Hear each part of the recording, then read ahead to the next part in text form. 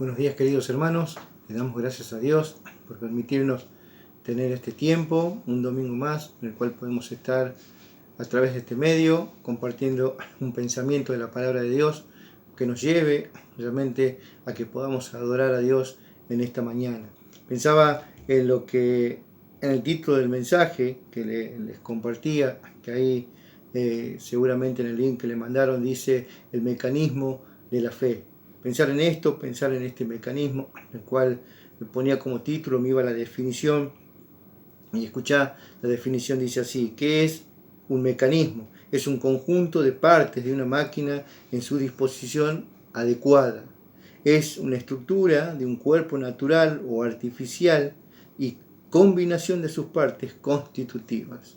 En una palabra, esto quiere decir que un mecanismo está compuesto por partes que, puesta cada una en su lugar, funciona adecuadamente.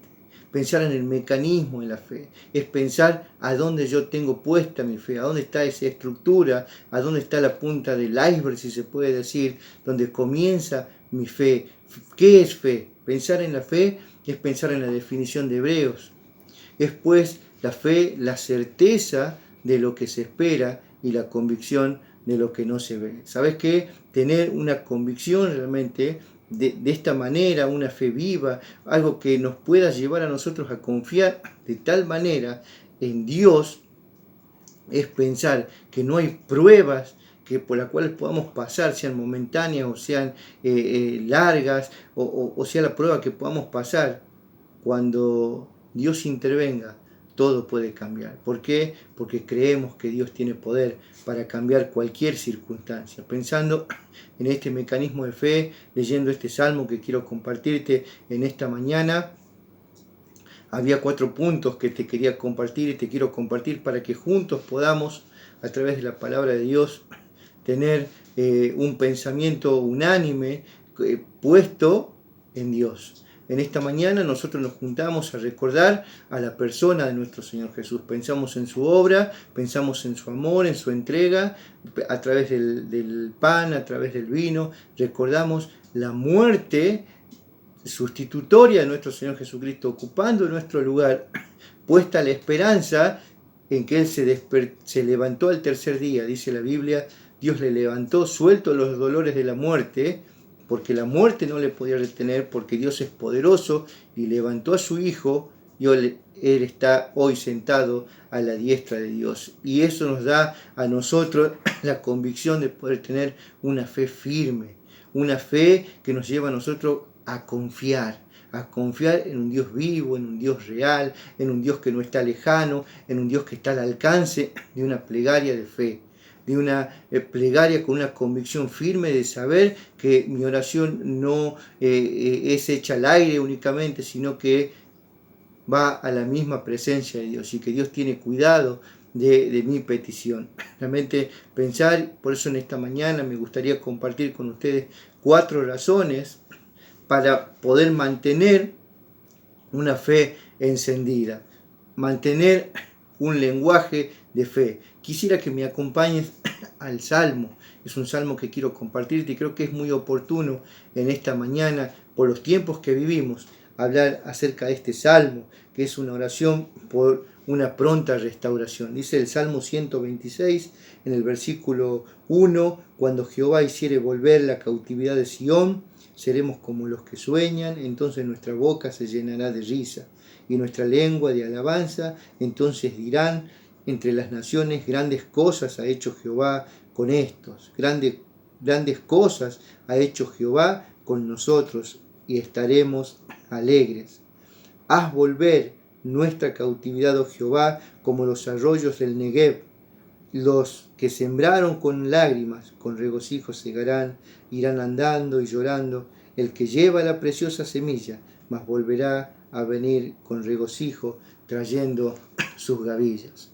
Hermano, cuando leí este salmo y trataba de desglosarlo, por eso te decía en estos 4 puntos que quiero compartirte en esta mañana, el primero es mantener un lenguaje de fe, un lenguaje de una convicción firme. Es lo que tenía este pueblo. Ellos ya se imaginaban una liberación. ¿Por qué? Porque su fe estaba puesta en Dios. Alguien decía alguna vez que el cautiverio es el grado más alto de opresión que puedan sufrir unas personas. Y este pueblo estaba siendo oprimido. ¿Por qué? Porque estaba cautivo.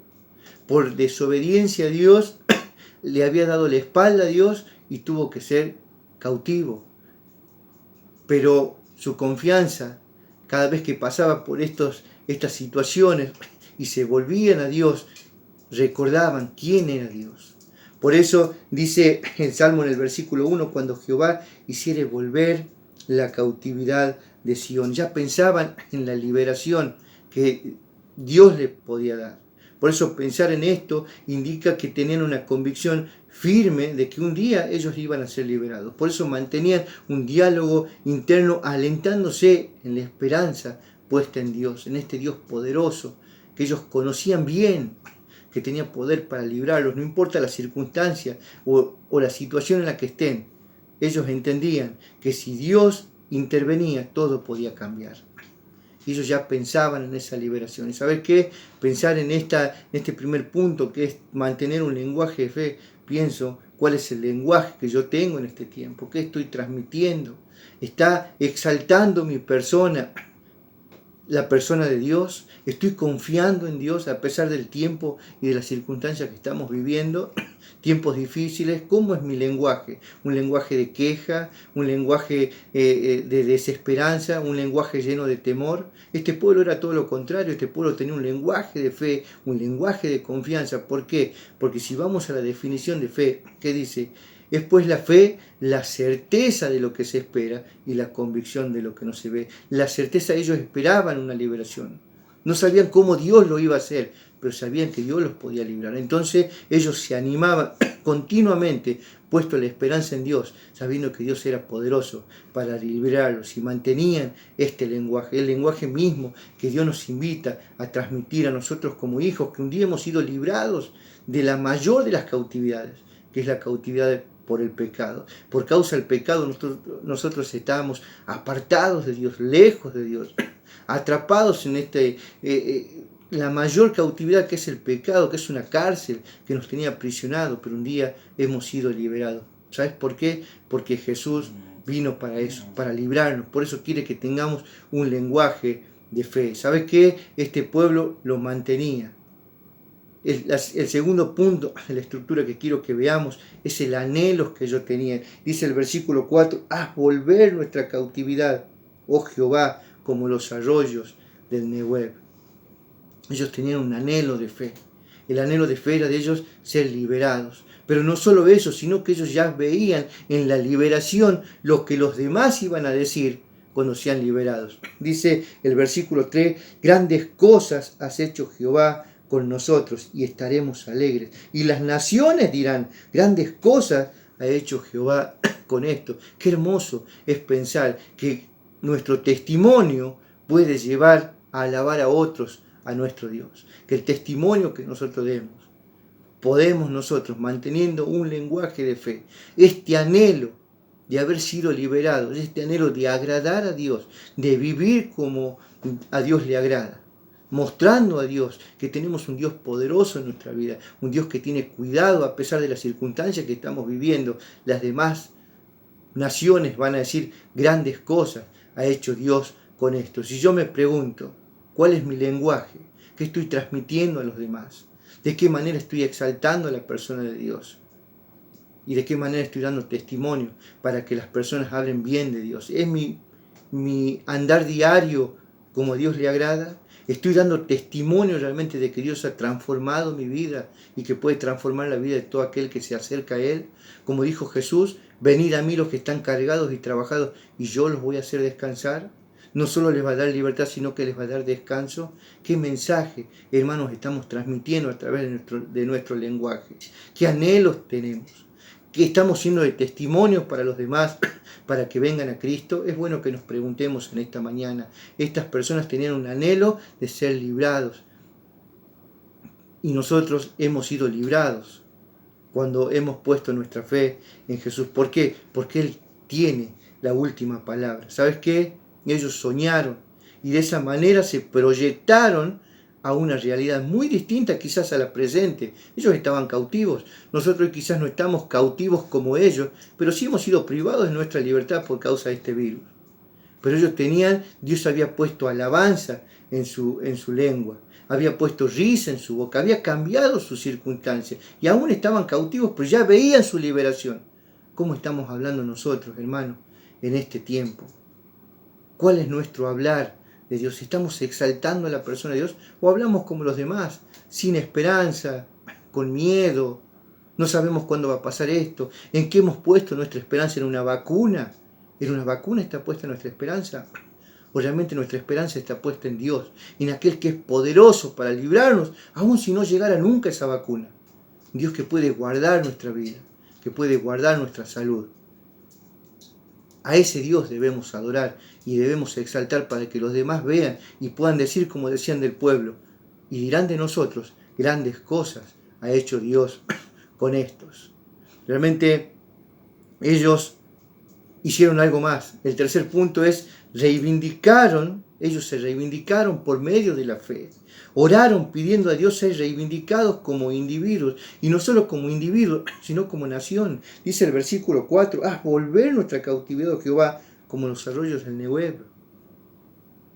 Ellos pidieron y recibieron. Solo aquellos que ejercen la correcta fe y confían en Dios sin desmayar, pueden ver los frutos de acuerdo a lo que piden. Hermanos, ¿estamos glorificando a Dios? ¿Estamos pidiéndole a Dios que queremos ser reivindicados? Porque si hasta acá no hemos vivido quizás como debiéramos vivir como verdaderos hijos de Dios, dándole la gloria a Él, para que otros hablen de las grandezas de nuestro Dios y puedan ver lo que Dios hace y puede hacer en la vida de todo aquel que le cree. Como dice Hebreos, todo aquel que se acerca a Dios debe creer que le hay. Y Él es galardonador de los que le buscan. Hermanos, que podamos nosotros mostrar a Jesús en nuestra vida para que los demás y las demás personas alaben y adoren a nuestro Dios por lo que Él ha hecho, hace y va a seguir haciendo por toda la eternidad. Y el último punto, el que siembra, lo que produce la siembra, es una siembra que produce la fe que tenemos, lo que estamos sembrando, hermanos, ¿qué pensamos cosechar? Sembraron con lágrimas, dice. ¿Por qué? Porque tenían la meta de cosechar con alegría. Quizás en este tiempo nos toca sembrar con tristeza, nos toca sembrar quizás presionados, porque no sabemos cuándo va a terminar esto, pero que lo podamos hacer con la alegría puesta de que un día podemos realmente cegar para la eternidad. Nada puede impedir, ni le pudo impedir al pueblo que siembre. El pueblo sembró.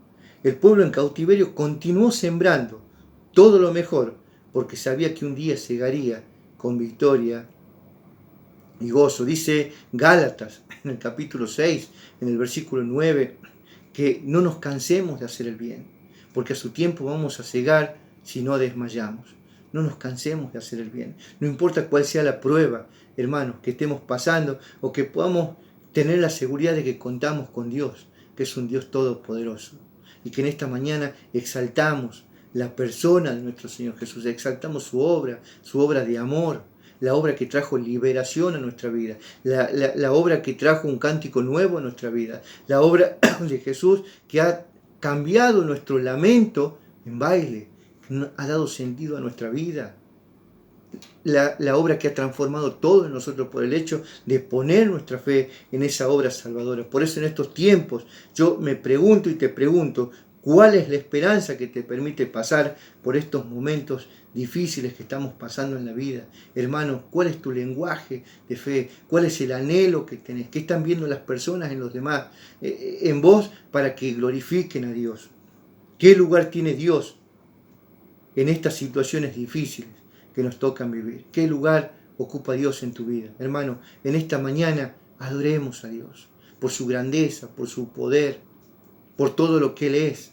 Dios es digno de ser alabado, y en especial por sus hijos, para que los demás puedan ver en nosotros a Jesús y quieran venir a conocer a este Dios tan poderoso y tan grande, que nos da paz en medio de la tormenta y en medio de las circunstancias que vivimos.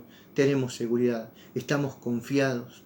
Hermano, qué hermoso es poder en esta mañana decir: yo me gozo en la presencia de Dios, porque tengo libertad, porque hay gozo, porque tengo esperanza, porque en esta estructura de este mecanismo de fe tengo un lenguaje de fe, un lenguaje de esperanza, tengo un anhelo que muchos vengan al conocimiento de Cristo.